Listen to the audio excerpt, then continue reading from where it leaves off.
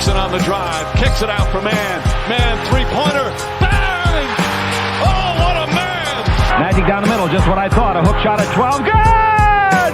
Here's Michael at the foul line, a shot on Elo, good! The Bulls win it! They win it! Now there's a steal by Bird. Underneath the DJ, Going up over Bell, ball away. Yes! Yes! At the buzzer, he does it! Was there ever a doubt? A Smith screen, Posey will defend. Oh! LeBron James with no regard for human life. It's a physical game. Oh, man, oh, my. A monster jam by Blake Griffin. What's going on, guys? Welcome to a post-game live here on Dime Dropper post-season action. For this one, we are going to be talking about the play-in games that took place on Wednesday night. Sorry, I wasn't able to go live. I was just so busy. I had 2 practices to coach, so I actually had to watch the games recorded because I didn't want to know the results. And I ended up watching them, but it was so late, I just couldn't go live because I didn't think any of you guys would be on. Today's been a slow day for whatever reason for live attendance, but I think it's just because the Clippers and the Lakers didn't play. Granted, this is an LA sports channel, so when the LA teams don't play, it's not going to be the same buzz. No team played today, in fact. But I check out the videos I'm making right now, guys. I've not been working harder than this time of year. I've got stuff on Locked On Clippers. You got to subscribe there. I've also got stuff like I'm doing a playoff preview for every single series except for the 1 versus 8 matchups because I just don't have time for that.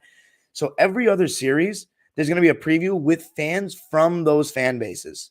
The only ones that are not going to have fans from both sides are the LA series. So for the Lakers, my boy CL Owens is going to be joining me tomorrow. Coach Owens, he has a great lens, watches every Laker game, is just a student of the game, and has been watching the Lakers since the 80s.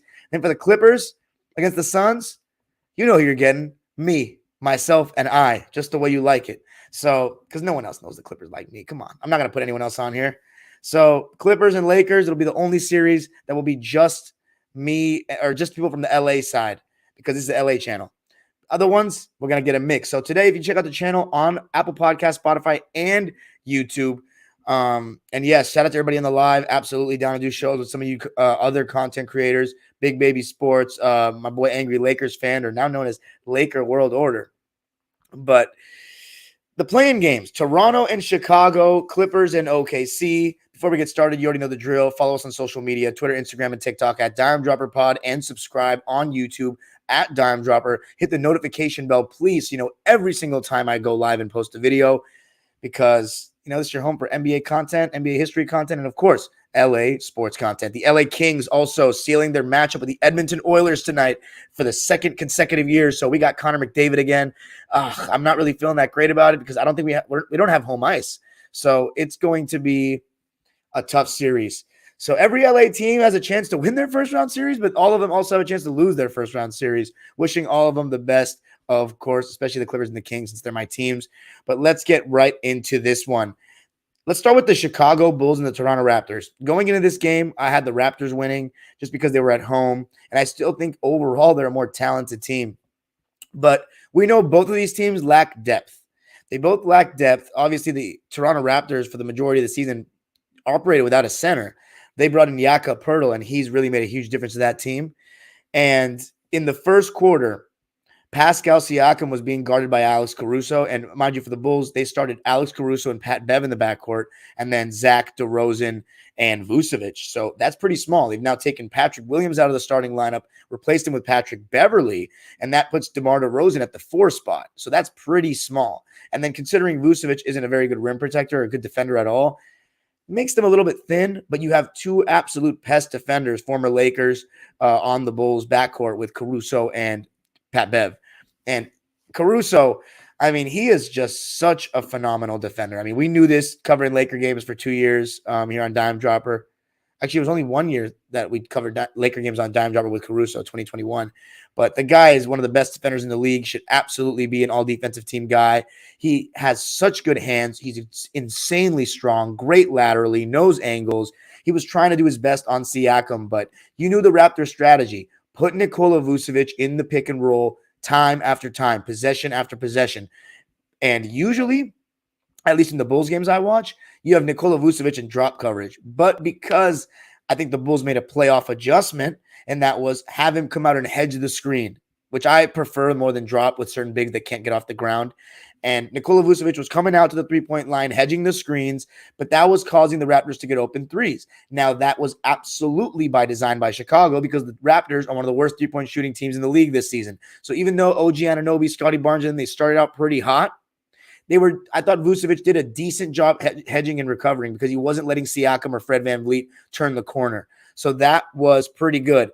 I thought that was the best game I've seen by Pascal Siakam in a playoff game in which he was the first option. I know he had some decent games last year against Philly in games 4 and 5, but this was, to me, his most standout game. I think he controlled the game. He was amazing in pick and roll. He was constantly drawing 2 defenders, and one-on-one, he was hitting his bag. When his mid-range is falling, he is unguardable. He had 2 turnarounds over the right shoulder. He was being aggressive on smaller guys like Patrick Beverley, who was just absolutely frying when he got switched on to him. And then in transition, Pascal has gotten so much better every year with his Euro steps, his elongated steps, just his footwork going to the basket is really, really good.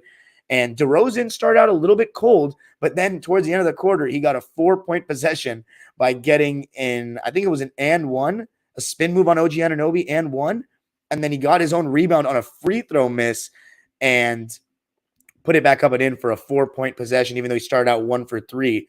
As far as the Toronto Raptors defensive strategy, you saw Jakob Poeltl dropping, and he wasn't that bad.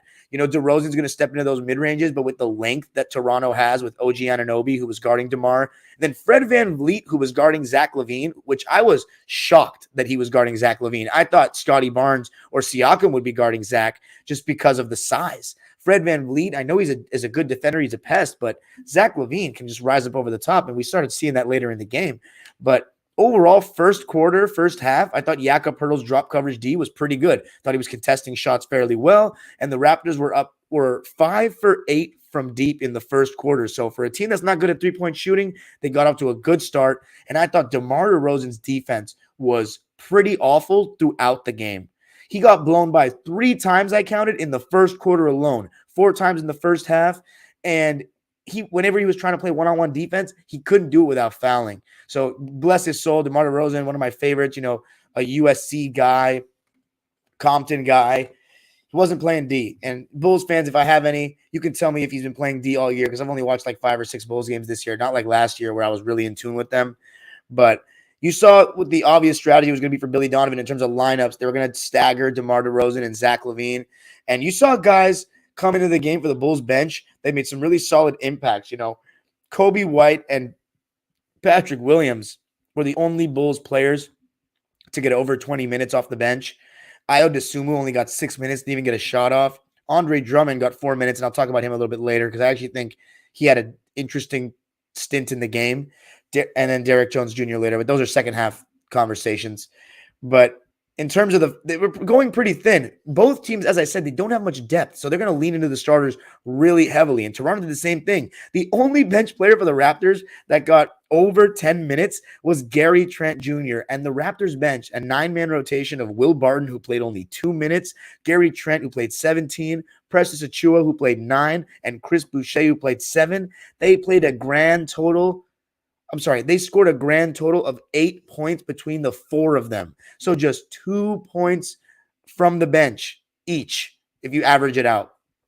That is pathetic. But as far as both teams not being deep, the Bulls only got the Bulls got more of a boost for sure. So I think that was actually a difference in the game as well. Every starter for Toronto got 37 plus minutes.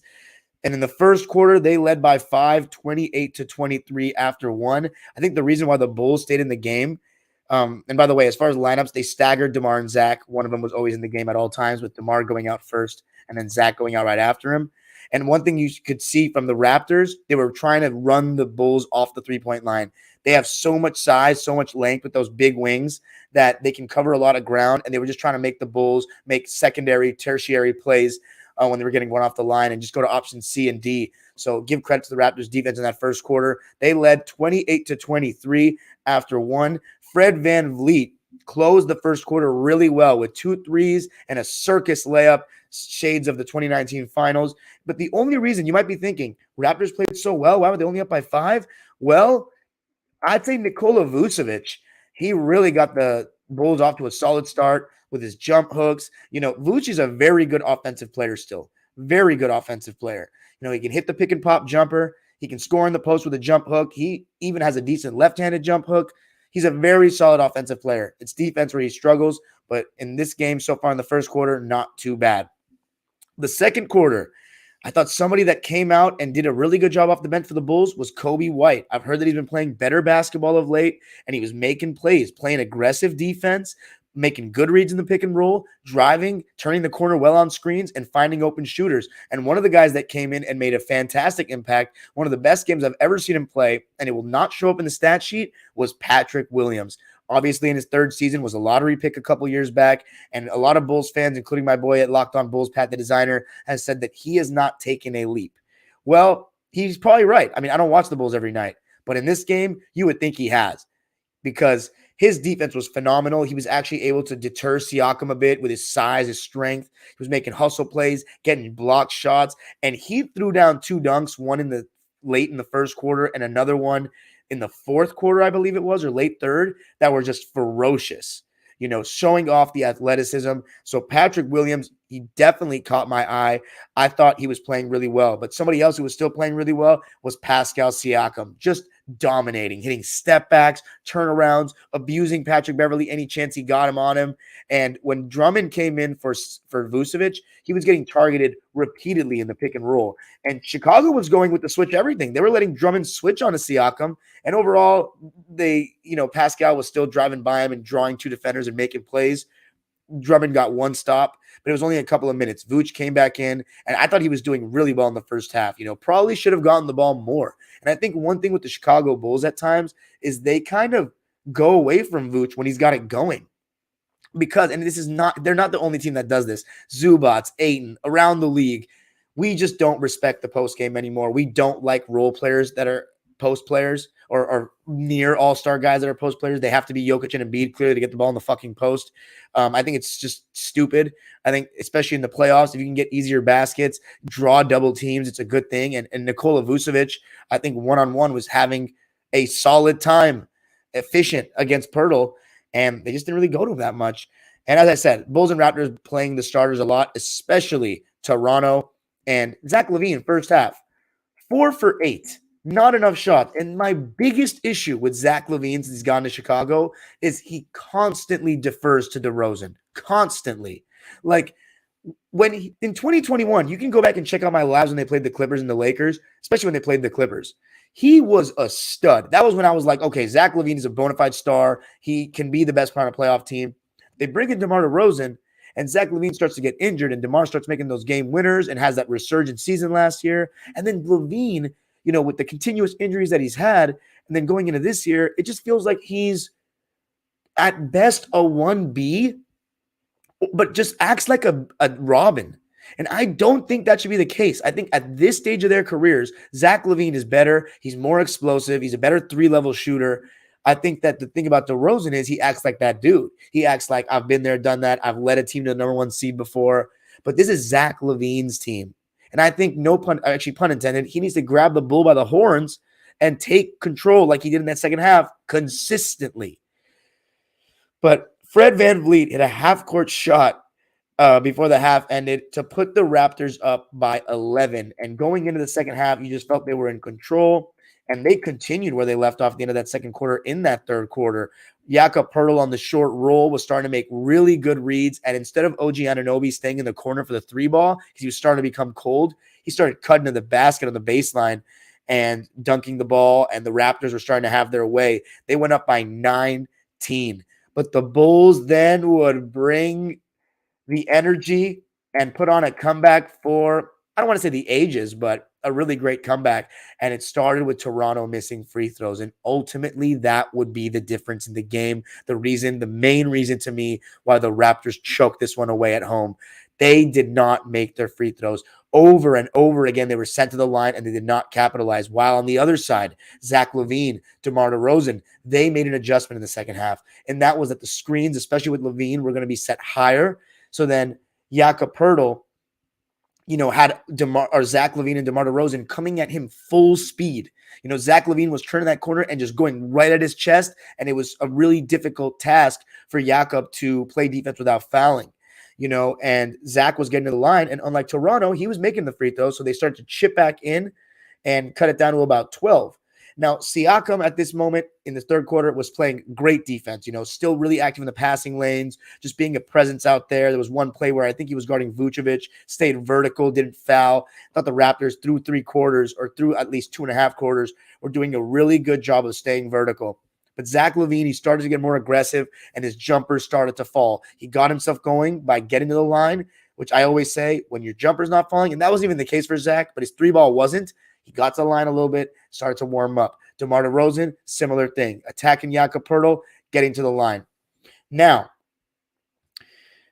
Chicago made another adjustment in the second half, and that was that they started switching 1 to 5 with Vucevic. And the thing that really shocked me for like 3 or 4 possessions, especially when Siakam went out of the game at the end of that third quarter, Fred VanVleet wasn't going at Vucevic on the switch. I couldn't believe it. Is that because he's been injured this year that he wasn't confident on that? Because he still in the first half got to the basket not fairly easily, but he had a couple of nice finishes around the rim, at least one that I remember. He only tried to go at Vucevic one time. He had a step back and created tons of separation, but he airballed. But I still think he can make that shot. He created tons of separation. But I got to give credit to Vooch. He switched out there and he held his own.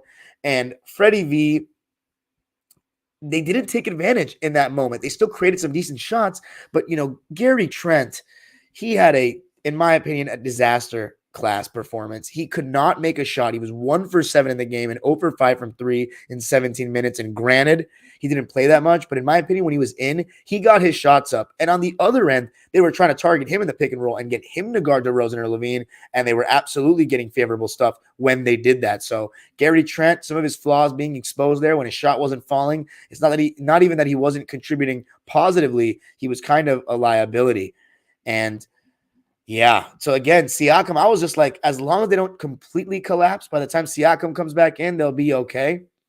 And by the way, Derek Jones Jr. came in for a little bit for Vooch instead of Drummond in that second half, just to see if they can switch everything 1 to 5 for a couple minutes, and they did okay. And they were starting to chip away at it. Patrick Williams was playing great, strong blocks, good defense. And as I said, Lavine, 17 points in the third quarter. He mainly started to get going when DeRozan came out of the game. And I don't think that's coincidence.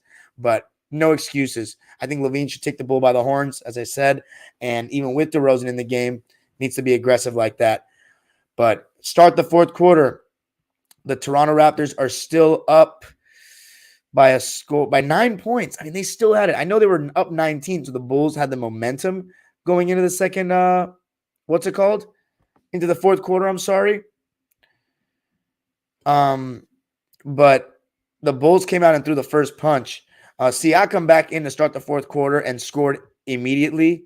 But Vooch continued to switch 1 to 5, was doing okay, and Lavine continued to kill. He kept on getting the line, and there was one play where he pulled up in transition for 3, and the second he released the ball, you knew he was going to hit because you can just see his body language. He felt it. You know when you're in the zone, and Zach Lavine started to get in that zone. They cut it down to 5, and a timeout was taken by the Raptors. And when they came out of the timeout, each starter, it felt like, had a turnover. 6 turnovers for the Raptors just in the first 5 minutes of the fourth quarter, and that allowed the Bulls to get back in the game. And it's not just unforced errors. It was a lot of Alex Caruso and a guy who was really not doing anything, just running around out there in the first 3 quarters, turned up in the fourth quarter, and that was Patrick Beverley. He got his hand on a couple of balls, couple of deflections, couple of blocks. There was one block from behind, I remember. And Alex Caruso the same, was causing turnovers. And the Chicago Bulls were taking advantage of that. Caruso had 5 straight points, 1 on a 3, finally hit a 3. He hadn't hit his first couple, scored in transition. And then Patrick Beverley made a corner 3, his first of the game, to give the Bulls the lead. And the Raptors continued to miss free throws. It was just unbelievable, from Van Vliet to Siakam to Scotty Barnes. I mean, and another guy, Scotty Barnes, I thought he was efficient in the game, 7 for 13, but I don't think he got the ball enough. And I think Barnes is one of those guys that also has good post game in terms of lower body strength. I've seen him play live twice. You can check the vlogs. They're on the channel, on the playlist channel from last year. He has great lower body strength. He had a couple of right-handed jump hooks. I mean, and in this game, he shot 2 threes, made one of them. I thought that going away from Barnes wasn't good either. I thought it was a good idea to go to Siakam, 22 shots. That's fantastic because he earned those. But Freddie VanVleet shooting 22 shots, I know he was 7 for 13 from 3, so that was insane. But 1 for 9 from inside the arc is just weird. I thought Scotty Barnes should have gotten, for 40 minutes played and shooting the way he was, I think he should have gotten more than 13 shots. But I also think partially that's on him. You got to ask the ball. That being said, he's a second-year player playing with 2 champions and guys that are, Raptors legends in their own right with Pascal, Siakam, and Freddie V. Shout out to my man Phoenix Play Z saying, stop roasting my team. DeMar Derozan should be permanently banned from Scotiabank Arena. Yeah, thanks for reminding me. That gives me a shout out. So obviously DeMar Derozan returning to Toronto for a playoff game. Got a good reception, as you'd expect. One of the best Raptors of all time. Loves that city. Never wanted to leave. But his daughter in the decked out, bedazzled Bulls varsity jacket, screeching. And the perfect time when dudes were shooting free throws in the Raptors. That was hilarious. And I mean, I don't know if they affected him or not, but 18 for 36 on the line. She was getting strategic with it too. There were even times where she wouldn't do it on the first and then she busted out on the second. And it was just hilarious seeing them miss with that scream. It almost felt like she was affecting them.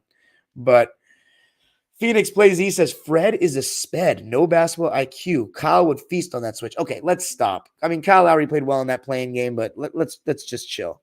Let's just chill. Says, I promise you, Kyle at age 37 wouldn't mismanage a 19-point lead. Whatever, dude. I don't know. I'm not a Kyle Lowry guy. You know that. But the Bulls starting to inch closer to the victory. The Raptors continue to miss free throws. And the Raptors, for a second, thought about small ball with Gary Trent, but he couldn't guard. He couldn't make shots. So they put Jakob Poeltl back in. And I want to ask Raptors fans, do you think that you should have gone with Achua playing more minutes at the 5 so you could have switched more in that second half? Because Jakob Poeltl, he was still getting attacked a lot in the, with them running at his chest. And do you think the possessions that Barnes was guarding Lavine, he was making life way tougher than Fred VanVleet? Do you think Barnes should have guarded Lavine? Or Siakam, I'm guessing you're not going to say that because he's carrying so much weight offensively, but it's not like Fred VanVleet was not doing anything offensively. He was handling the ball a ton.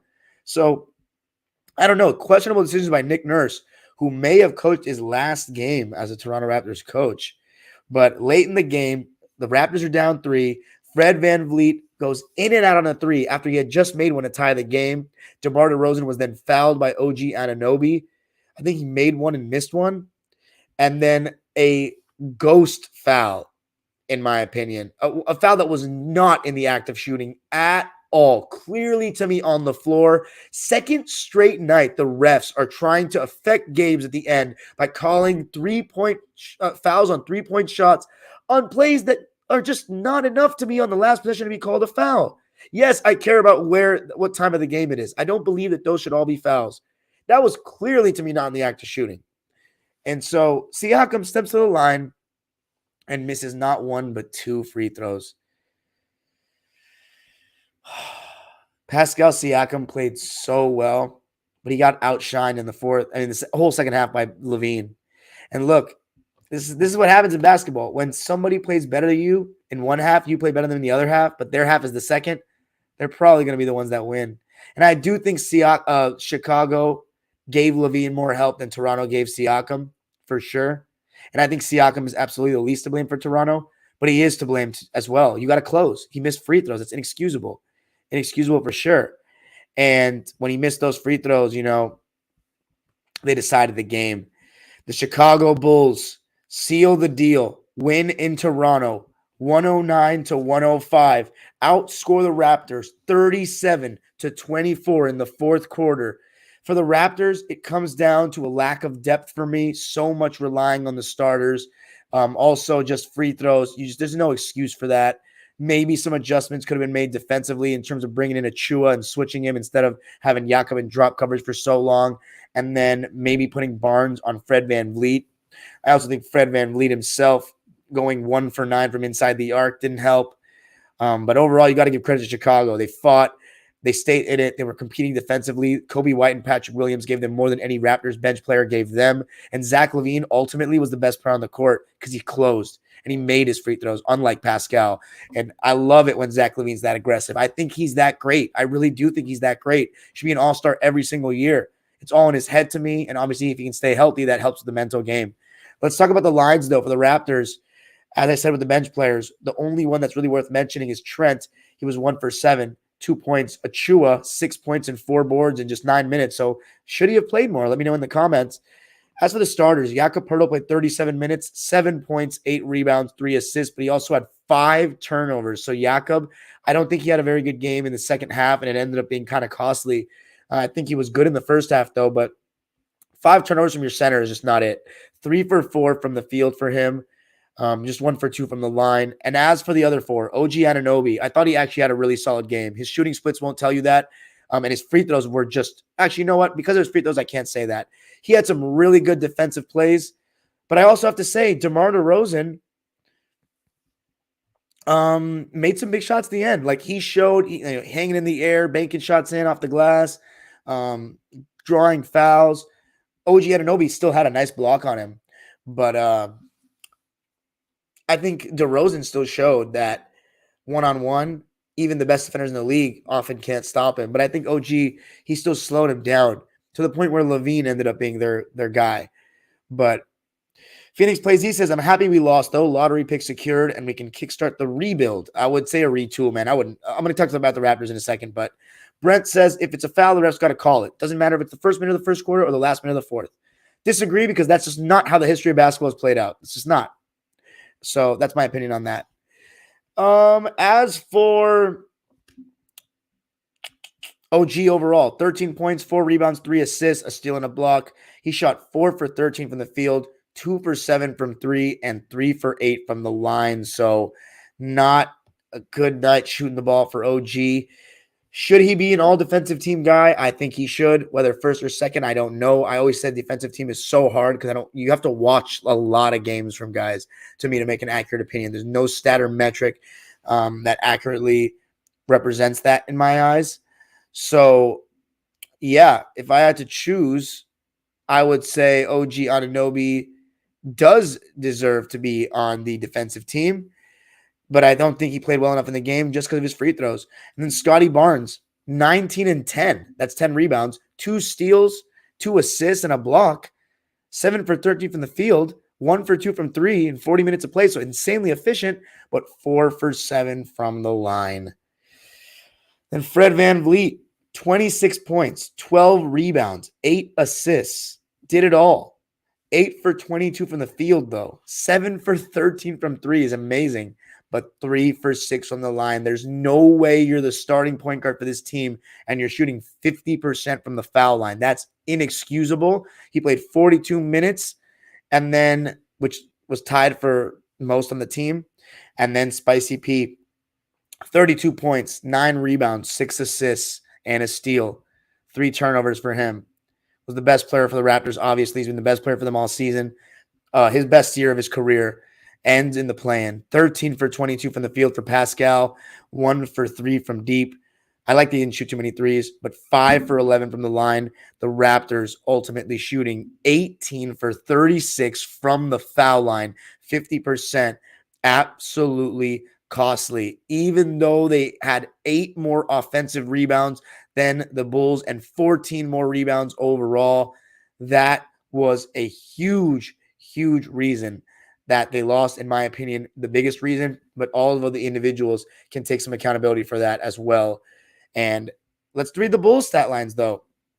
For Chicago, Kobe White, 9 points and 5 assists off the bench in 25 minutes. He was 4 for 4 from the field, made his only 3, so that's as good as it gets for Kobe White. Patrick Williams, 10 points, 2 assists, 2 steals, and 2 blocks on 4 for 12 shooting and 2 for 5 from 3. So 40% from 3, only 33% from the field, but that tells you absolutely nothing about the way he played. He was fantastic. The 2 steals and 2 blocks prove my point. As for the starters, Patrick Beverley was just 1 of 5, but his 1-3 was massive. Gave the Bulls the lead. 3 points, 3 boards, a steal and a block. He had a good fourth quarter. Other 3, not so much. Alex Caruso, 31 minutes, unbelievable defense in this game as always. 9 points, was clutch, 3 rebounds, 2 assists, 3 steals, and 3 blocks. His timing is just unreal, like really just unreal. An awesome performance overall by AC, 4 for 8 from the field for him, only 1 for 4 from deep. And I think, I actually have to make a shout out to Billy Donovan. There was a period where Caruso and Bev were just not giving them stuff offensively. He put in Kobe White and Patrick Williams, and they really flipped the game. So got to give credit to Billy Donovan. He made a lot of great adjustments, and the Chicago Bulls came out victorious. As for the big three, Nikola Vucevic, 14 points and 13 boards, a nice double-double for him. Also 4 assists, 1 steal, and 1 block on 6 for 14 shooting and 0 for 4 from 3. As I said, he wasn't shooting the 3-ball well, but 6 for 10 from 2. I thought inside the arc, he looked like he was getting a good shot every time he got the ball. So I think the Bulls in that Miami game, even though Bam is a good defender, if they can get a couple of switches, get Vucevic the ball in the mid-post, around the block area, give him the ball, let him work. And as for the duo, DeMar DeRozan in his return to Toronto, 23 points, 7 rebounds, 3 assists, and 2 blocks on 10 for 19 shooting, only shot 1 3. That came in the first quarter. Extremely efficient. 3 for 5 from the line, which is a little uncharacteristic of him, but 23 points efficiently in 39 minutes will get the job done. And that's what I expect DeRozan to be. I think he's kind of like that, he should be a Robin to me, guy that helps close games, but it's Zach LaVine's show. That's what I think it should be. And speaking of the Zach LaVine show, that's what it was in the second half. He had 39 points after only being, I think, 4 for 9 in the first half, 8 for 13 in the second. Only 2 for 7 from 3, but 13 of 15 from the line. He got to the line more than anyone in the game for either team. And as you can see, 13 for 15 from the line. The Bulls shot 18 for 22 from the line. That's 82%, as opposed to the Raptors, 50, even though the Raptors got 14 more free throw attempts. The Bulls won the game by shooting 7 for 26 from 3. So the Raptors, they just choked massively. Zach LaVine was the man. Absolutely loved the way he attacked. As I said, the adjustments by Billy Donovan, Kobe White and Patrick Williams coming in for the defensive backcourt, give him a little more offensive flavor. Zach LaVine and DeRozan getting the screens higher so they can attack Jakob Poeltl's chest. Great adjustments overall. Vucevic switching 1 through 5. Also a big adjustment. And then having Derrick Jones Jr. in there for a couple of minutes for some relief, just big time. And then as for Toronto, missing free throws, Pascal Siakam, Scotty Barnes not getting the ball enough, and Fred VanVleet just not shooting well inside the arc. Toronto, as for where they go from here, there's been so much talk about them this season, whether guys are going to get traded or not. I don't think Pascal Siakam is the number 1 on a championship team, but he's absolutely the number 2 on a championship team. He has shown that before, and he's even gotten better. I would not part ways with that guy. If your goal is to win a championship in the near future, again, keep Siakam. He's also 27 years old? He's in his prime. I would not trade Pascal Siakam in his prime, just willingly. I would retool. He's 29. So he's got a couple years left of his prime. I would not retool around him. Keep Siakam, keep Barnes, and keep OG. Everyone else should be on the block. And Poeltl. Everyone else should be on the block, including Fred VanVleet. Because I think at times you can hijack. And if he's really not happy, we'll see. But I think you absolutely got to keep Siakam. Just tear it down and build around Barnes. I just don't like that idea. But anyway, that's what I think about the Raptors going forward. It was a failure of a season for them, I'd say. I think that they went so long without a center, but they did play a lot better basketball with the center. And I still think in a 7-game series, I don't know if the Bulls will beat Toronto. That'd be a great series. I don't know. But ultimately, the Raptors, they didn't do enough in the offseason to improve this team. I said that. They're relying on just mainly individual development. Fred VanVleet regressed a bit. Siakam improved a bit. Scotty Barnes, I think he underwhelmed to some degree, but I think his playmaking made a leap. And I think that he still will be great, but he may have not made the leap that people wanted him to make. But that's it for them. Brent says, how has Barnes looked? I haven't watched the Raptors this season. I'm going to let my boy Phoenix Play Z in the comments comment on that. But he also says we have 2 options. The first one is making major changes around Pascal and Scotty in an attempt to retool. The other option is blowing it up. There's no run-it-back plan with the same team. I agree with that, and I say option A. Retool around Pascal and Scotty. You need better bench players. That's just not going to do it. Not going to do it. They're way too reliant on their starters. The second somebody gets hurt or can't play, it's just such a massive drop-off for me with Toronto. And I think it's the same with Chicago, too, and that's why they're 10 and 9 seeds. So Chicago against Miami will be fun on Friday. I think Toronto would have been a horrendous matchup for Miami because they're so big. I think they would have taken advantage of them on the glass, just the way the Atlanta Hawks did. But I think the Bulls, it'll be a more even matchup. I think Miami will win because they're at home, and I don't think Jimmy Butler plays a second bad game in a row.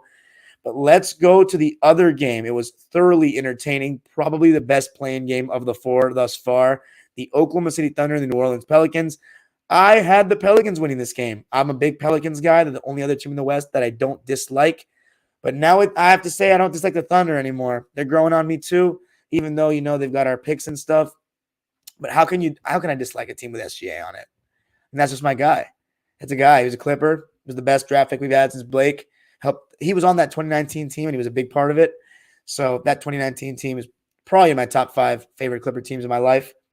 But Thunder and Pelicans. I had the Pels. They were obviously on a really good stretch to end the season. Brandon Ingram led that, but then they kind of slipped at the end, last 2 or 3 games. The loss to Minnesota, where CJ shot so poorly, put them in the 9th spot. So now they're in a winner-go-home 1-game single elimination situation as opposed to having 2 chances like the Wolves. And they still should have won the game against the Thunder. But what a game it was. And I didn't know Larry Nance was also injured. We obviously know about Zion. We know about Jose Alvarado being out, which is also massive in my opinion, because Kira Lewis is nowhere near Alvarado.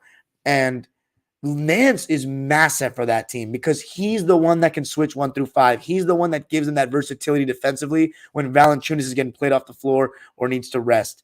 And not having him, they had to play Jackson Hayes, who I don't think he's improved at all since his rookie year. As for the starters, you already know the deal for both teams. For the Thunder, SGA, Josh Giddey, Lou Dort, and both Jalen Williams.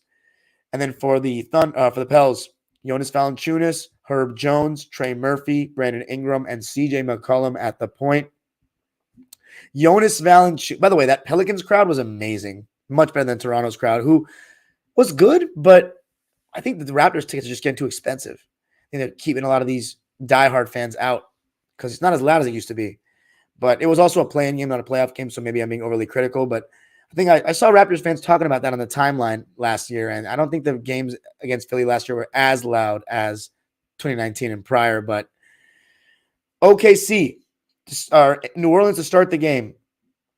Jonas Valanciunas was everywhere. Obviously, Arkansas Jalen Williams is much smaller than Jonas Valanciunas, and he was abusing him on the offensive glass early, hitting jump hooks, getting the ball in the post. Also, Brandon Ingram, he was being guarded by Lou Dort, and what I absolutely loved what I was watching in this game, both teams were competing.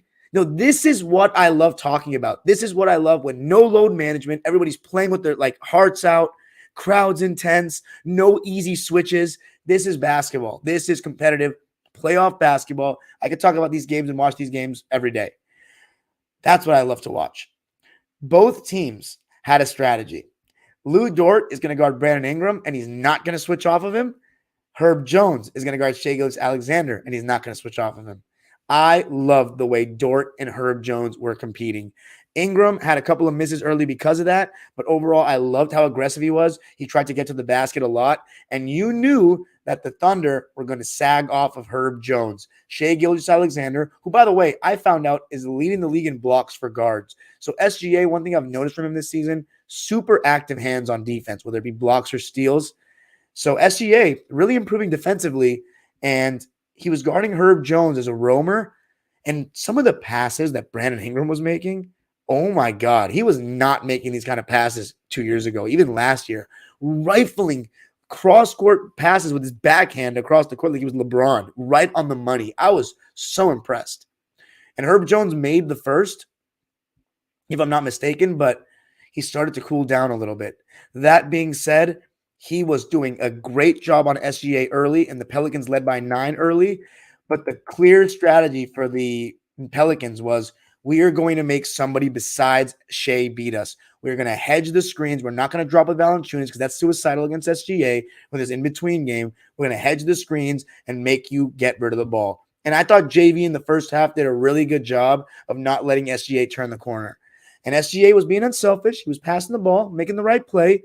And the guy that got off to a great start and rode it all the way to the end, he had his season high when his team needed it most. Lou Dort. My goodness, knocking down the open three that the defense was giving him. And also, he is just built like a fucking linebacker, getting to the basket, getting to the line, finishing through contact, and trying to make Brandon Ingram guard a bit. He and Josh Giddey scored the first 19 Thunder points. I think Lou Dort had 14 points in the first quarter, which was his career high in a quarter.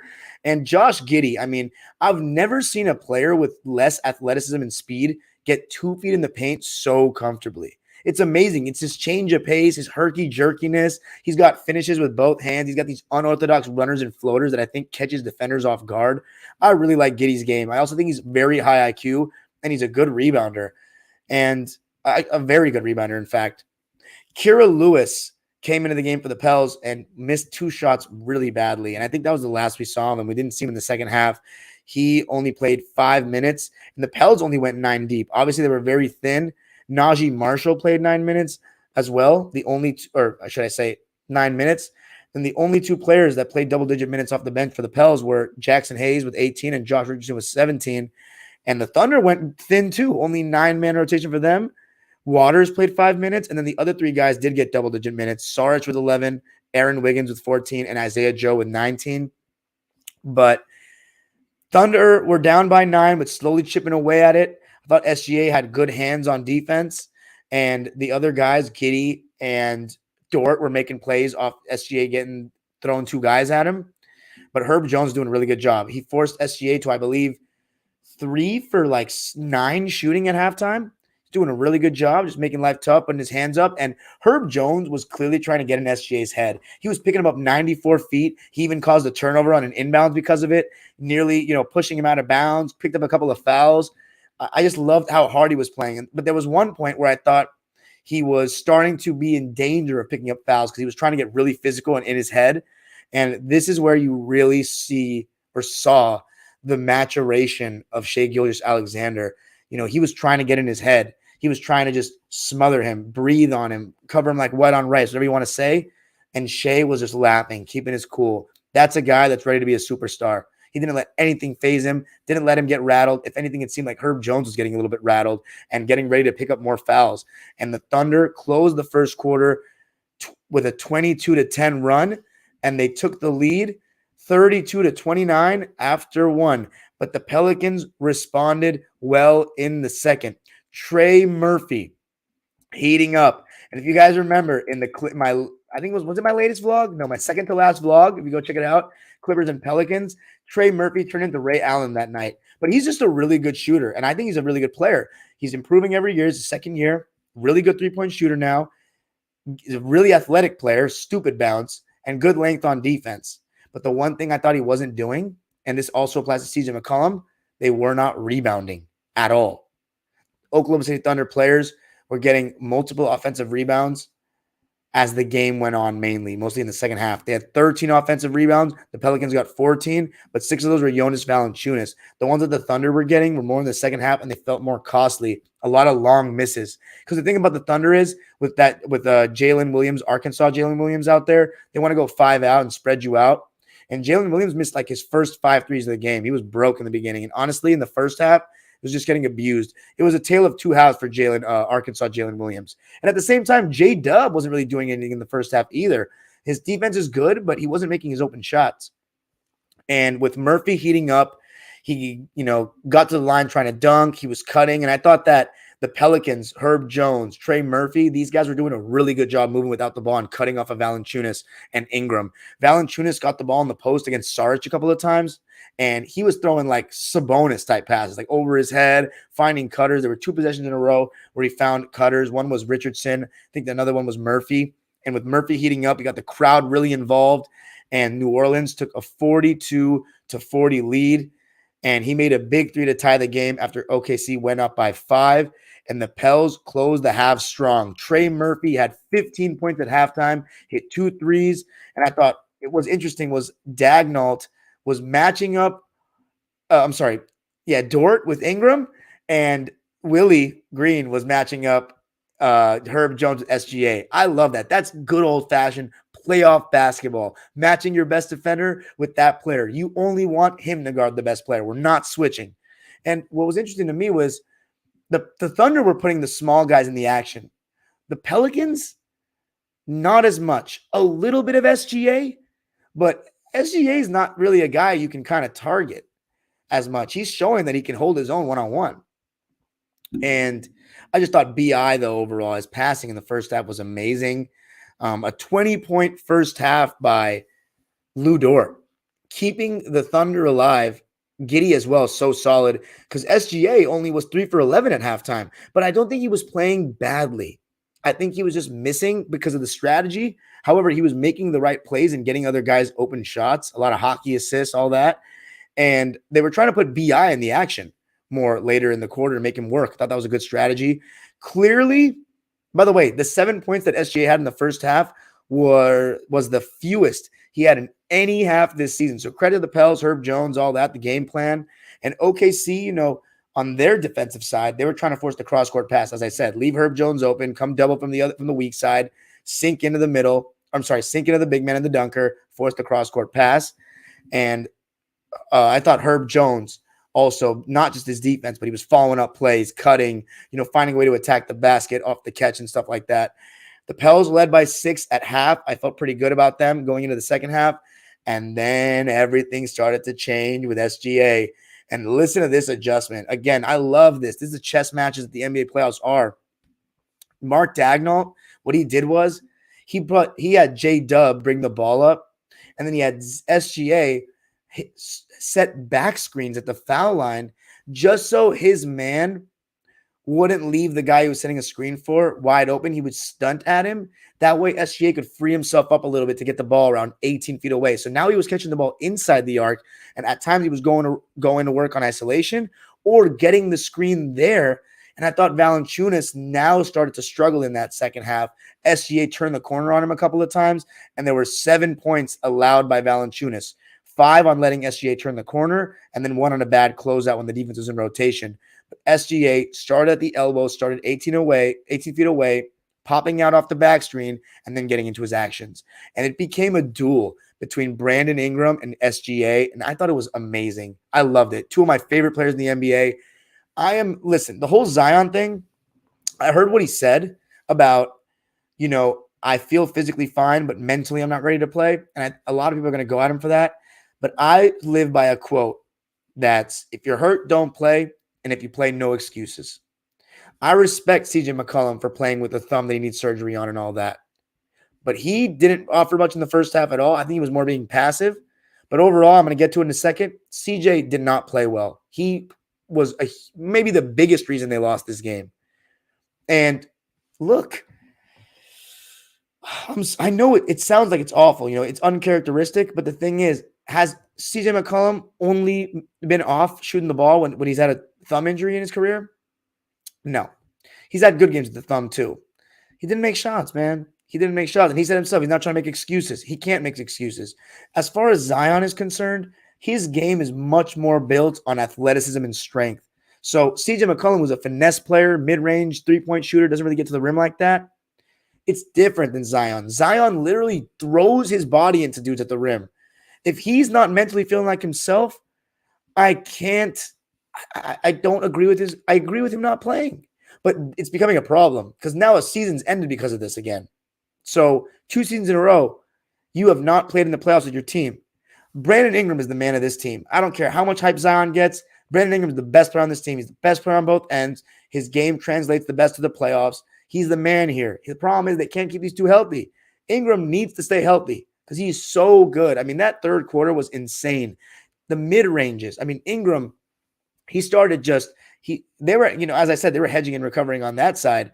And, they would try to put SJ in the action and stuff, but they didn't want to switch Dort off of him. And there were a couple of times in that third quarter where after the guy hedged and left, he would get the ball and try to get to his mid-range, and he was hitting. And on the other side, I thought one thing that was interesting was that in the first half, I didn't see JV recover to his man till SGA picked up the ball. In the second half, he was hedging until Herb Jones could get back in front, and then he was retreating to try to prevent the 4-on-3. But then that allowed SGA to play a little bit more one-on-one isolation. So again, chess matches, adjustments, loved what I saw. SGA and Ingram going back and forth against their defense. And I also thought one thing we saw Mark Daigneault do and SGA do in that second half was put CJ in the action. And they got a lot of good stuff. A couple times where McCollum switched on to SGA and SGA got right to the cup.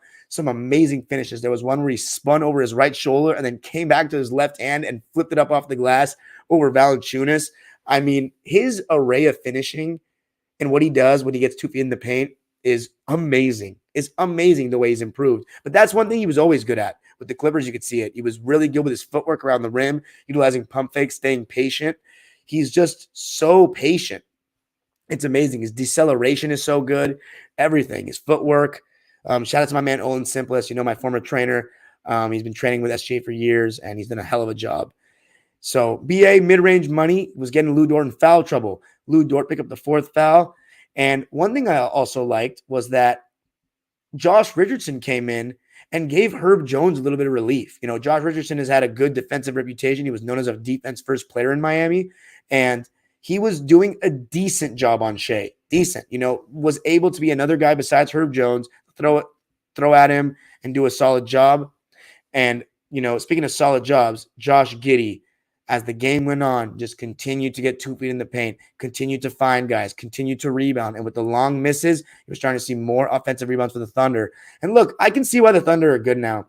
They compete, man. They play defense. Both teams, even though this was a relatively high-scoring game, like 123 to 118. Both teams are really playing defense. I think there was just some really good offense being played. It was high intensity, but I thought that both teams were competing hard, and I really enjoyed all of it. Really did. Josh Giddey was awesome, and I thought when I talked about the tale of two halves for Jalen Arkansas Williams, he played some really good defense in that second half. Ball denials, physical. Even though he was his guy had to screen a lot, I thought he was doing a decent job of getting physical and making those screens harder to be set. Also, he finally hit a 3 in the second half, a big one, I believe, in the fourth quarter, and he even busted out a sky hook on the run, which is hilarious. By the way, I tweeted about this today, but one of the worst and most lazy narratives in the history in basketball is that sky hooks don't work or that Kareem would get his shot blocked today. When you see guys bust out, and it's very rare, very, very rare in my life to see guys bust out hook shots in games, they never get blocked, ever, because it's very hard to guard this kind of shot. But these dudes, when they do it in today's game, they do it on the run. Kareem was not just doing it on the move. He was hitting standstill hook shots from the baseline. That's ridiculous. These fools today would shoot it on the side of the backboard if they did that. It's just insane to me. Just grab the ball and he shoots it like it's a turnaround. Just a once in a generation player, but once in a lifetime kind of player. But Jalen Williams showing a little bit of that hook shot. I like that. But Ingram, good defense in the third, just like Siakam in his game. But SGA, 17 points in the third quarter. Josh Giddey, I'm pretty sure, had double digits in the third quarter as well. And the Pels went through a scoring drought where JV wasn't as involved. And the same way with Vucevic, same story league-wide. Guys not feeding the post when they have guys that are getting success in the post, having success. I thought one of the bigger reasons that the Pels dropped off in the second half was because they stopped giving Valanciunas the ball. 16 and 18 he had in this game. 16 points and 18 rebounds. 6 offensive rebounds. Jalen Williams could not guard him.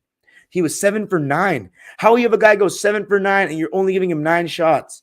He should have been the second option on this game, not CJ. And I get it. CJ is, playoff tested and all this, but you got to feed the hot hand. That's partially on Willie Green, but that's also partially on the team. Not really on JV to me because he posts up and he does ask for the ball. But I thought that was proven costly and it was part of their drought. CJ McCollum continued to miss in that third quarter. And as I said, OKC was getting a lot of long offensive rebounds.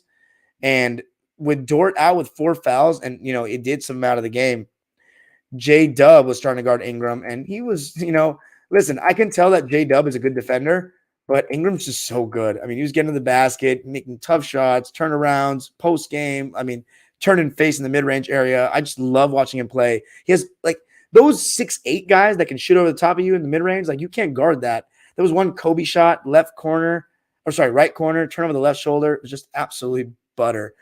And then the third quarter, Thunder outscored the Pels 39-24. This quarter totally turned the game around. They went into the quarter with a 7-point lead. No, a 9-point lead. So the Pelicans were in trouble, but they started the fourth quarter the right way, and CJ McCollum finally started to get going a little bit. They went on a 7-0 run to begin the quarter with SGA and Ingram out of the game, and JV and CJ were doing it. They forced a timeout. CJ finally made a three, starting to hit a couple of shots. Josh Richardson was making a good impact, made a three, got a steal, and dunked it down. And when Josh Richardson had that dunk, it gave the Pelicans the lead again. And as I said, Jalen Williams responded with some stuff, a three. The teams were trading baskets for a little bit. Ingram eventually ended up giving the Pelicans the lead and forced a timeout for the Thunder with around 4 minutes left in the game. And by the way, I want to say not just Trey Murphy was allowing offensive rebounds against Giddey, but CJ McCollum as well. Both of them just not doing a good enough job boxing out. There was one time late in the game where Trey Murphy wasn't even boxing out. He was literally just turning around and grabbing, and it was so obvious for the ref to call. So big thing, I always say it, Pat Riley, no rebounds, no rings. Yeah, the rebounding battle, let's see what it ended up being. 48 for the Pels, 38 for the Thunder. That's funny. They actually had 10 more rebounds than them. But still, they still got second chance points. That's why you got to watch the games, because some of those stats lie at times. And going down to the wire, what a finish we had. It was anyone's game. And I want to give the Thunder so much credit because it was such a hostile environment. And SGA was the brighter star in the end. Am I going to sit here and say he's better than Brandon Ingram? No, not quite. Because he's had a better year this year, but I'm not going to just use this year and say he's better after these last 2 years that Ingram has had. Ingram in the playoffs last year in a 7-game series is really good. We've still never seen SGA in a 7-game series with that kind of weight. But I think it's arguable, absolutely. And I think SGA ended up outplaying him in this game. But I don't even know about that. Like, he did, but mainly I think he got more help than Brandon Ingram. The Thunder were fully healthy. The Pelicans don't have Zion, Larry Nance, and Alvarado. And CJ McCollum didn't show up. He choked at the end. Just like last year, he didn't shoot well. In the 2021 series, he was putrid against Denver. And I'm a big CJ McCollum fan. I think he's one of the best players to never make an all-star team. And he played with pain this year. He had to play without Ingram and Zion. Like, he carried so much weight. He was expected to come into New Orleans and be a third guy, not have as much of a role as he's had in his twilight years of his prime. But SGA and Brandon Ingram, they started putting SGA in the action. SGA stole the ball from Ingram. I think he got away with a foul. But as I said, late in the game, one-on-one, stars going at it, not going to call it, got the steal, and then scored his first points of the fourth on a layup and transition to tie the game on that possession. But B.I. would respond. He got to the mid-range over Dort, about 2 straight buckets, if I'm not mistaken. And again, trading baskets, and then on a crucial possession. Emphasis on crucial possession. I'm going to go to the play-by-play because I want to remember the sequence of it. But there was a really big possession late in the game. I want to say it was like with a couple. So yeah, Brandon Ingram did hit 2 straight jumpers, made it 112 to 110, and then made it 114 to 112. The score was, there was a possession where he didn't get the ball, Brandon Ingram. I think it was the one where CJ missed the floater. I think that was it. Ingram didn't get the ball. McCollum didn't touch it, and that's on him. He needs to go get the ball. It's not on anybody else. I did not see Willie calling a play. He needs to go get the ball. He didn't. And this is after he just hit a couple of shots, but also had gotten a turnover. CJ shoots the floater and misses. And then SGA comes in transition, gets the bump from Herb Jones, and then shoots a one-legged high-arcing floater off his right foot. I don't know how he made that. He is just unreal. Like, this guy has gone on another level. That was insane. The arc on that shot, nothing but nylon. Silencing the crowd against one of the best defenders in the league. Went up by 1, and then Ingram got the ball. They cleared out the right side for him. Typical MJ, Kobe type of isolation situation. Missed the turnaround. Great defense by Dort, who battled. Josh Giddey would then make 2 free throws. Ingram missed a free throw. And by the way, I want to emphasize this. A huge call was made in the third quarter. A technical foul was given to Brandon Ingram when he was bumped, Euro stepped, and then hit Lou Dort in the face with his elbow. It was a bad shot to the face for sure, but it was totally not intentional. It was totally just a basketball motion. He got bumped, and they called a technical. How the fuck do you call a technical when the play is not dead? It was not unsportsmanlike. It was not excessive or anything. He got bumped. He tried to shift his body to his left to evade to the defender to get the shot up for the and one, and he hit Dort in the mouth. You gave him a technical foul for that, and I knew that one point would come back to bite him in the ass, and it did. It totally did in a close game like that. So shame on the fucking refs who seemingly have had a hand in affecting every game. That was not a non-basketball play to me. And I've never seen a technical foul called when a foul is being called on the player that was being fouled. Because if anything, if it's a foul, an excessive motion, an elbow, that's a flagrant, not a tech. A tech is usually because he did it intentionally or did something unsportsmanlike after the whistle, not when he's getting hit, he's trying to get an and one off and he hits somebody in the face. That was, oh my God, that gets me so mad. Like, I mean, I just hate that kind of shit because it affected the game. But Ingram did miss a free throw just like Siakam. He did. And then SGA, I'm pretty sure, made it a 4-point game. And then Ingram made a 3 after that. And it looked like he got a little touch on the elbow by Lou Dort.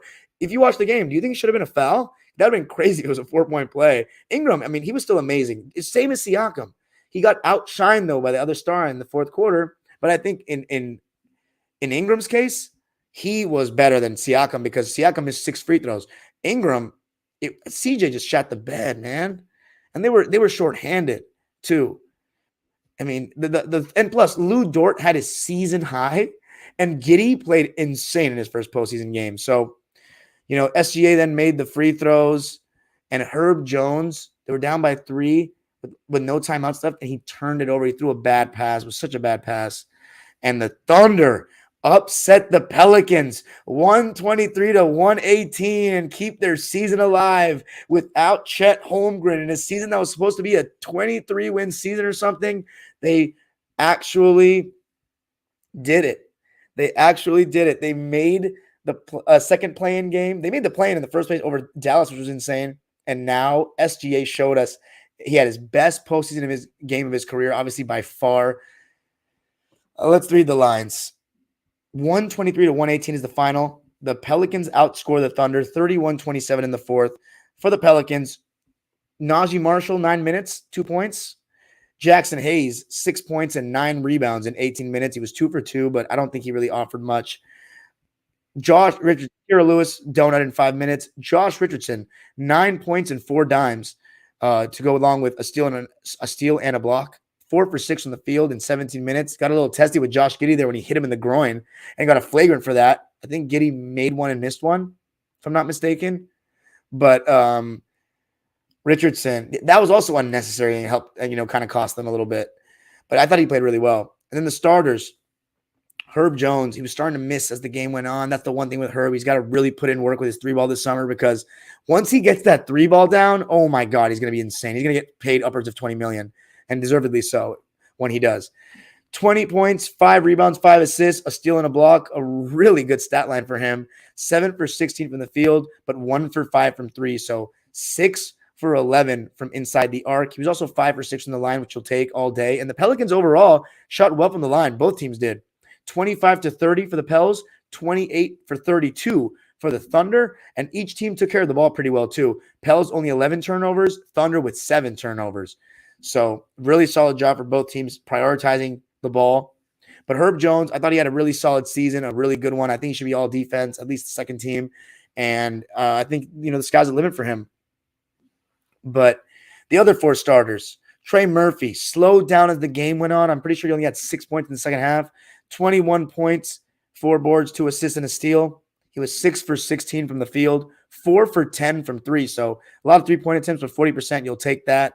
A lot of them are open, though, so you could have wished maybe he had hit one more if you're a Pels fan. But 5 for 5 from the line. And then the big 3, quote-unquote, Jonas Valanciunas, 16 points and 18 rebounds. He was absolutely dominant on the glass. Thought he was snatching everything in sight. It wasn't one of those games where he just got a lot of rebounds and it was open rebounds and all that. Because the Thunder were actually going for offensive rebounds. So he was actually boxing out, grabbing them, and just making his presence felt. 16 and 18. The thing is with Valanciunas is he has his clear flaws. He's not a good defender. He actually, I think, did okay enough in the game. I think they should have fed him the ball more. He only played 30 minutes. And if they had Nance, I mean, that would have helped so much. But 7 for 9 from the field for JV. And then CJ McCollum, 14 points and 4 assists, 2 steals and a block, though. But I still didn't think his defense was very good. He gets targeted. 5 for 15 from the field, just 33%, and a putrid 20% from 3, 1 of 5. CJ, for the second straight year, third if you're really being real, letting his team down. And I really like the guy, but man, I don't know. I still think he can be a third guy on this team, but this is the first guy, Brandon Ingram, 30 points, 6 rebounds, and 7 assists, a block. He did have 4 turnovers, though, 4 of the 11. Considering how much he has the ball, though, it's not too crazy. Probably could have done without one of those. 10 for 19 from the field, 1 for 2 from deep, 9 for 11 from the line. If he had just gone 10 for 11, it would have been huge. But overall, if you want to fault BI, you can, because he lost the ball at the end. He didn't close, but he was still really good, man. The Thunder. For the Pelicans, let's read the Thunder's lines and then we'll talk about the end. But the Thunder shot 46% from the field, 30% from 3, so not even that great from there, 11 for 37. Pelicans, though, just a little bit better. So what's funny is both of these games, the team that made and shot better from 3 lost, actually, which is rare in today's league. The Pelicans shot 9 for 28 from deep, only 32%. But the Thunder, let's go to the bench. Let's start with Saric, who I thought actually gave some nice relief minutes. 4.3 rebounds for him and 2 for 3 shooting. And then Aaron Wiggins. I thought he did a good job being the screener in some short roll actions when he was in. He was minus 12. He wasn't very good defensively. He was getting put in some actions. 7 points for him on 2 for 3 shooting. Offensively, I thought he was okay. Isaiah Joe, pretty quiet. Played 19 minutes. 3 points, 1 of 5 from the field. He was a +3. I have to pay more attention to him next game. But it was mainly the show of the starters. Arkansas, Jalen Williams. 8 points and 8 rebounds. To go along with 8 assists, too. Wow. I didn't notice that at all. He was a game high +20. Game high. So his stats don't lie. He played a really solid second half. He's extremely undersized at the 5. Gotta check how tall this guy is. 6'9". Yeah, 6'9". But, he made big plays in the second half. I can't knock him on that. 8 points, 8 rebounds, 8 assists. I got to say, some of those assists were clearly just generously giving. I don't remember them at all. Easy passes, but he was making some good reads in the short roll, that's for sure. I think a couple of those were from that. But yeah, 8 points, 8 boards, 8 assists. J-Dub. You would think he had a bad game because of his shooting, 4 for 14 from the field, 0 for 5 from 3, but I think he absolutely made big plays. And for him to give Dort some relief by guarding Ingram and just not getting destroyed, that was huge. And he also was able to initiate the offense to put SGA away from the basketball in the second half. So got to give a lot of credit to Jalen Williams. They have 3 guys in that starting lineup that can bring up the ball. And even Lou Dort's not terrible with the ball in his hands. So that Thunder team, man, they got so much potential. And because SGA took this leap. That's really what it is. You can have the picks and all that going forward, but SGA now looks more like a potential superstar than just a star in the making. Now he's already made the All-Star team, but he's going to be a superstar. So sky's the limit now for OKC. Now you got your guy. You can build around him. Giddey's a dude too. Speaking of Giddey and Dort, let's go right to them. And this Jalen Williams guy's good too. Played 40 minutes. By the way, Giddey, 42 minutes. Williams, 40 minutes. Gilgeous-Alexander, 41 minutes. Dort, 36 minutes. He had 27 points and 5 boards. That was a season high. 8 for 14 from the field, 7 for 8 from the line, and an astonishing, when it counts, 4 for 8 from 3, 50%. Unbelievable for Lou Dort, who absolutely played the best game I've ever seen him play, and he did it on both ends of the floor. You got to love it. He was blowing up screens, man, just fighting through them. The guy is impressive. And when he plays like that offensively, he takes this Thunder team to another level. And then Josh Giddey. I really like this guy, man. He's younger than me by 4 years. And he has just played like a seasoned vet. I've obviously been playing pro for a while, but what he was able to do, just his unorthodox finishes around the basket. I said it again. I'm going to say it again, I should say. He gets 2 feet in the paint as easy as anybody I've seen that's not athletic in terms of bounce or speed. And they sag off on him too. That's the crazy part. They sag off him. And he still gets in the paint and makes plays, man, whether it be passing the ball, scoring, and then rebounding. Very sneaky with the offensive glass and also on the defensive glass. He had, let's see how many offensive rebounds he had in this game. 4. 4 offensive rebounds. And also made big free throws. 31 points. 9 rebounds and 10 assists and only 2 turnovers. So 5-to-1 assist to turnover ratio, only 1 rebound away from a triple-double in his first postseason game, 11 for 22 from the field, 50%, and his weakness is the 3-ball, 3 for 7 from deep, and 6 for 7 from the line. So Josh Giddey playing superbly, and his backcourt running mate did it again. Or should I say for the first time? Because this is the first time he really had the number one option kind of pressure in a postseason game. And this is what the, I don't want to say the greatness because he's so young still, but this is how good SGA is that the whole game plan for the Pelicans was make somebody else beat them, and he still dropped 32 fucking points. That is how you know he's a professional scorer. That's how you know he's a superstar in the making, and just that dude. Whereas they say now, Himiny Cricket. They don't say that. But yeah, he's that dude. Blitzed, hedged hard, had the best defender on him all night that wasn't going to switch. Only 2 different guys really guard him, Richardson and Herb Jones, and he still did insane things in the second half. I mean, come on. He closed. Big shot after big shot. The steal on Brandon Ingram, taking it personally, going all the way. And then the one-legged fade off the right foot. Unbelievable. 32 points, 5 rebounds, 3 assists, 3 steals and a block, 2 turnovers for SGA, 50% shooting on 11 for 22 from the field, 2 for 5 from 3, 8 for 8 from the line. Of course, he's so good at getting to the line. In 41 minutes, he was a plus 15, and he will live to see another day. What a win for the Thunder. I'm going to close with this before I go to the comments. The Pelicans, they can give this another year. They have an amazing core. But if Zion can't stay healthy another year, they got to talk about this because it's becoming really annoying for the fans at this point. Because they were number 1 in the West in December. They were 23-12. And they're now going home in the play-in. First play, they even make it to the second play-in. But hey, you know what? As much as I like the Pelicans, taste your own medicine, bitches. That's what you get. Last year, you figured out how to win in the play-in. Now you feel what it's like to lose. But I love Brandon Ingram. I feel sorry for him. CJ McCollum didn't perform.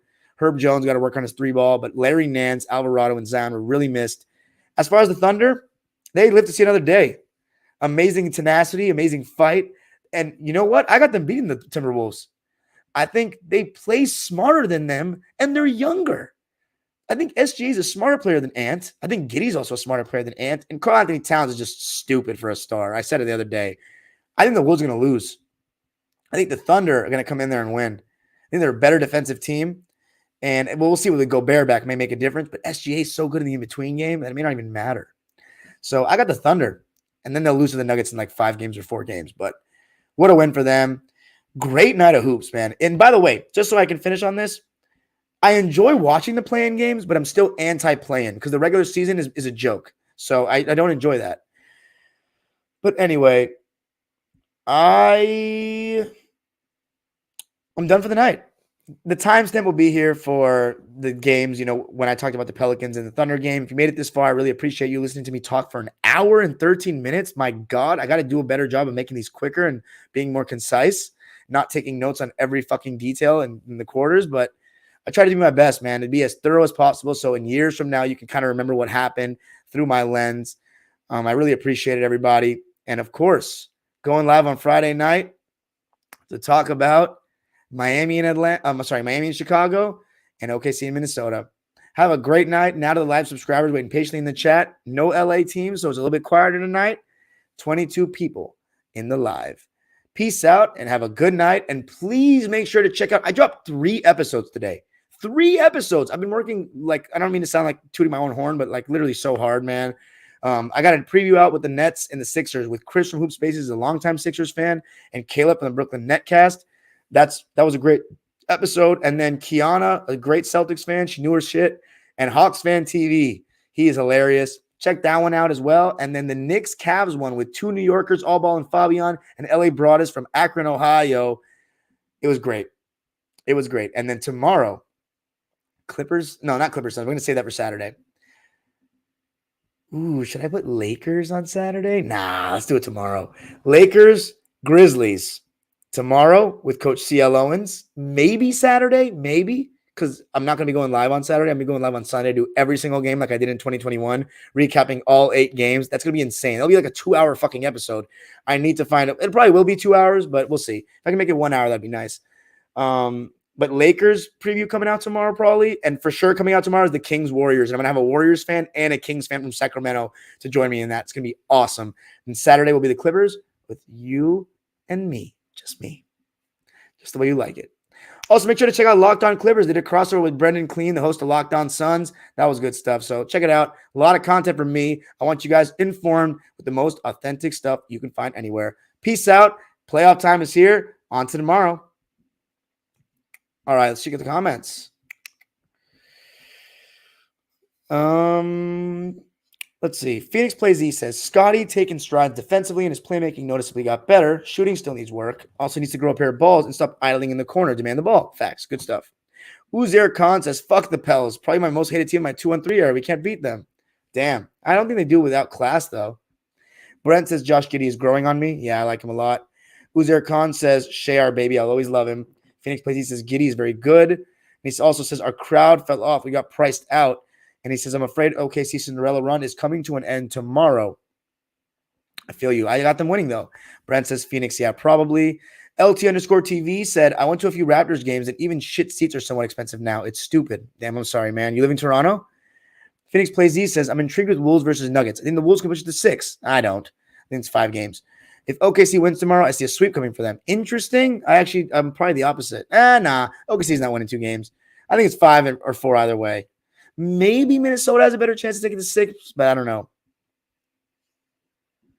Phoenix Plays East says, I'm just pissed off as an NBA fan that J-Mac broke his hand. Could have made a Nuggets-Wolves series much more interesting. What? J-Mac broke his hand? J-Mac's been playing really badly, though, the last couple games. Has he not? He was bad against the Lakers. You know, J-Mac's my guy.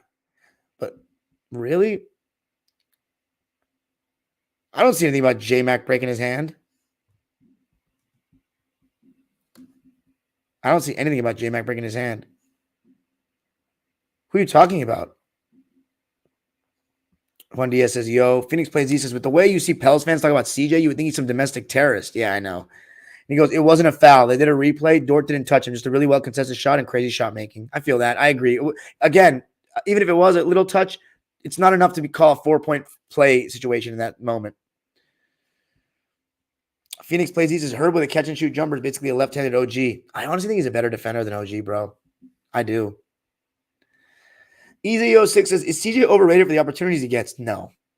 He's perfectly fine rated. I think he used to be underrated. Now he's rated. Phoenix Plays, he says, Hawks fan TV makes me lose my shit with his takes. Yeah, he's a fucking troll. But you got to watch the episode today. It was really good. He didn't troll much. I don't think he did at all, actually. Uzair Khan says, no problem, buddy. Thank you. Take longer. You're funny. Angel, what's up, Angel? He says, get your tickets for game 3 yet? Yes. I will be there in section 208. So playoff vlogs are back. Let's go. Give a hand. Put some clapping emojis for the playoff vlogs. I can't wait. Are you kidding me? And by the way, I'm going to do a Kings one too. LA Kings. I'm going to be at a game. I don't know which one yet. Lakers? Last time they're in the playoffs, I was there. And actually, the last 2 times they were in the playoffs, I went to a game. So we'll see. They're too expensive though, man. I don't know. Probably not. But anyway. Theos, I can't, but game 6 too, I'm going to get. Theo Siakam says, OKC in the next 5 years is exciting. Yeah, their future's crazy, man. Phoenix Plays, he says, Jaden McDaniels. Oh, that J-Mac. Did they call him that too? Yeah, absolutely. It's huge. Phoenix Plays, he says he was baiting with that Hawks in 7 take. You can't be serious. Bro, it's hard for you to, like, as a fan, pick against your team, in my opinion. Unless it's, yeah, of course, that's a situation where you're, you know, probably should, even with your bias, you should say you should lose, but that's HFTV, man. Last question of the night. Kobe fan 124 says, thoughts on Glenn Rivers saying his Clippers team didn't like each other. We knew this, dude. I've said this before. Chris Paul didn't like Blake. Chris Paul didn't like Austin. Chris Paul and Glenn hate each other's guts. It seems like everybody likes DeAndre Jordan and Jamal Crawford, though, because how could you not like Jamal Crawford? But nothing new. And by the way, Glenn Rivers and Chris Paul absolutely affect those locker rooms. It's not like they've never had problems with teammates. Ace Boogie says, what's your official prediction on Lakers, Grizzlies, and Kings, Warriors? He's got to wait and find out tomorrow. Peace out, everybody. Make sure you comment on this video right now. And also, Phoenix Plays says Lakers in 6 against Memphis. Theo Siakam says, serious question. Why do you think the Wolves bait the Rudy Gobert trade? I don't know. And Angel says, I'll be in 117. Looking forward to it.